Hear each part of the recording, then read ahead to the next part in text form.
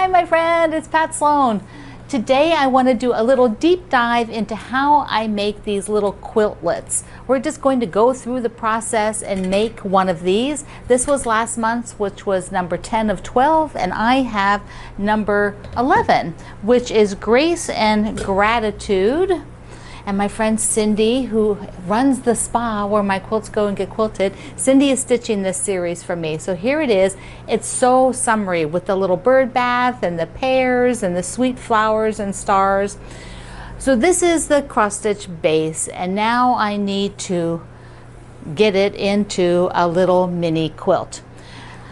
One of the things that I am using with these little mini quilts is, instead of putting batting, I just chose to use the fusible fleece. So fleece is a little bit firmer.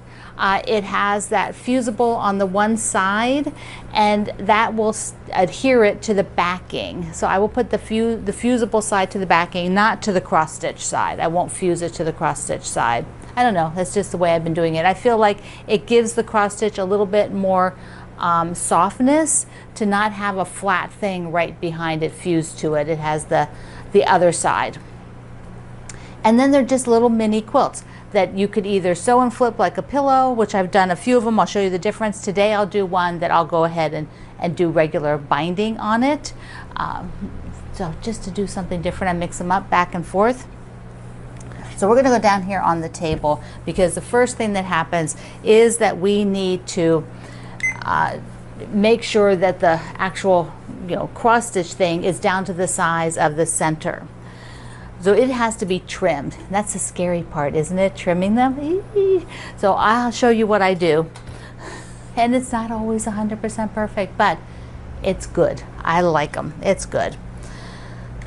Alrighty.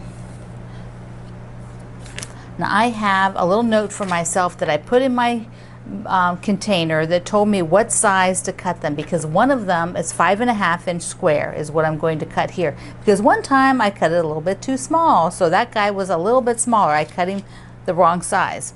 So the first thing is, on my ruler I'm going to take some washi tape, and this one came with those cute folders that I have, and I want to tape off where 5.5 is. So on my ruler I've got 5.5 and 5.5, and that way I know when visually I'm really locked in, because it is so easy to just shift it a little bit, and this will definitely tell me where I am.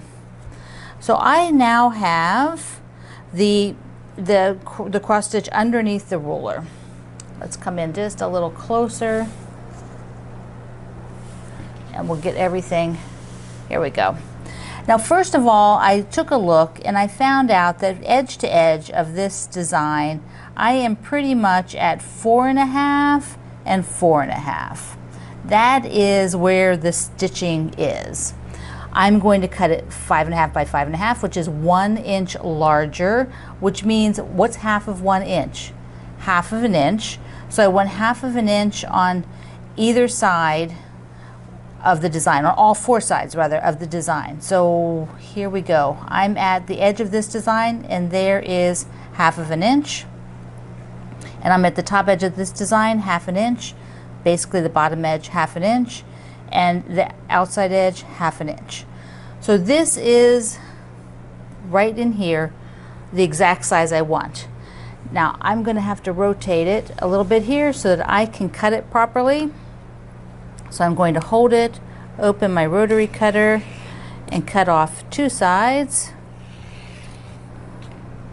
like this, and then I will rotate the image and put the corner, this nice clean sharp corner, into where the intersection is of the 2 tapes. And so I'm at 5.5, 5.5 all around, and voila, I will now have my little center block. So basically I've cut a 5.5 inch center block to work with. My side strips on these, here you can have one next to it to see, the side strips are cut 1.5. And I'm going to go with green today for the new one. I'll show you, I've got a couple of them cut so we can see how that looks. Before I decided on that green, I did audition a couple of other fabrics. I auditioned a, let's take a look, a darker green and then the blue with the dots. And when I saw the greens next to it, I knew right away that that really spoke to me.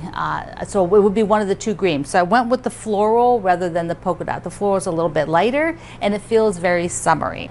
My next item that I will do will be to take these and sew them all around. Then I'm putting a border on this one block. And here's the binding on the little middle of the cross stitch. So we have a tiny little quilt. We're making a little quiltlet. The next part is to adhere the fusible batting to the backing of this quiltlet. So here's the front and here's the back that we'll do, and it's going to be in the same green. Let's go down here on the table. And I have a piece of fusible all ready to go, and it is about the, a little bit bigger. It could have been bigger than this, but I had cut them all in advance, and they're just the right size, just the right size. Isn't that Goldilocks and the Three Bears? Just the right size. Then I have a backing, and I have, there's two pieces here. One I'm going to use like a pressing cloth, and the other one can be the backing. This piece is a little bit wider, which is nice, gives me a little flexibility to move around. So let me bring my iron and a wool pressing mat over here. Now just a note that you don't want to use a wool pressing mat on your table, or definitely not your cutting mat, for a very long period of time. I'm just going to do this one thing, which will be very quick with the little mini oliso here. But then I will move this, and then we'll go back over to my ironing board.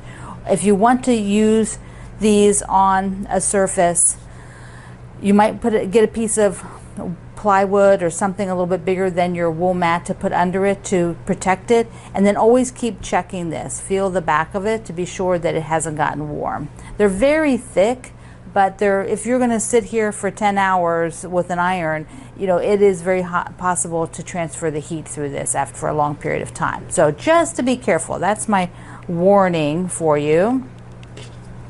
What I need now is I will use this as the backing, and let's get the fusible. And the fusible has the sticky, well, it's not sticky, but you can feel it. The material is where the fusible is. It's kind of a roughness that will go down on the backing. Now you do not want to put your iron right on this fusible, because this is a poly and it will stick. It will stick to your iron. So you use a pressing cloth. Old term from sewing, pressing cloth. Basically, a pressing cloth is another piece of cotton fabric. And I have right now I have the fusible side to the backing. And when I put the pressing cloth on, I actually want to flip it over. I want to get the heat right on the fusible part. So you can see that where I've flipped it. So now I can go along. And if I had steam, I don't have steam in these little minis. I don't bother to put steam in them. But if I had steam, I would use it.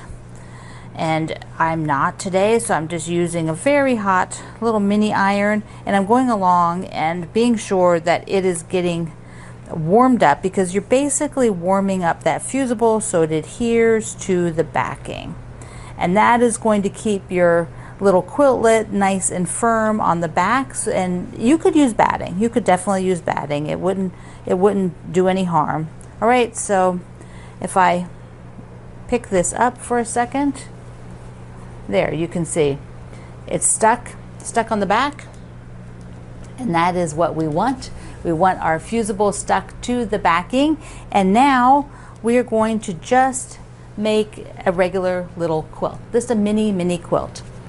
So I will be taking the front and putting it over here, make sure everything is, there's fusible, there's a fleece under all of it. And then I'm going to sew just around here on the border, just 1/4 of an inch from the seam on the border side. And that is all the quilting that I do on these. So let me go ahead and do that. With only this amount of quilting, that's all I did was this little bit. I will now trim it to size and then put the binding on. So I have a bunch of these set so that I can bind it. Let me just show you the trimming. Trimming like normal trimming. But I need a little bit bigger ruler, don't I? That one's just a little short. Okay, there we go. Get the other one off. So I will just trim it up, and then this will be all ready to go. Now I'm lining up a line on the bottom here, just any of the lines, so that I get a nice straight edge. And then go to the third side, do the same thing, line up one of the lines on the ruler along here, cut, and the fourth one. I'm going to just get a nice straight line, and voila, ready for binding. And here it is with the binding on it and the cute little stand. These stands are so adorable that they can just tuck in anywhere for decorating. You can put them on a bookshelf, you can put them on a credenza, even in your kitchen, your bedroom, your bathroom. If you got a guest bathroom, you want to do one. All of the 11 of the 12 patterns are now out there. And remember, there's this cute little border that you can do around them if you like. And Cindy did this one for me, and she tells me if you don't do the border, they don't take very long to do. But the border takes a little bit longer. It'd be nice for special ones or maybe gifts. Now on Monday, which is Memorial Day, my video will be in the morning, no evening video. So you can spend time with your family and doing things that you want to do on Monday, me included. And it also kicks off my book tour for the holiday celebrations. And so I will chat with you Monday morning. I love you. Mwah. See you online.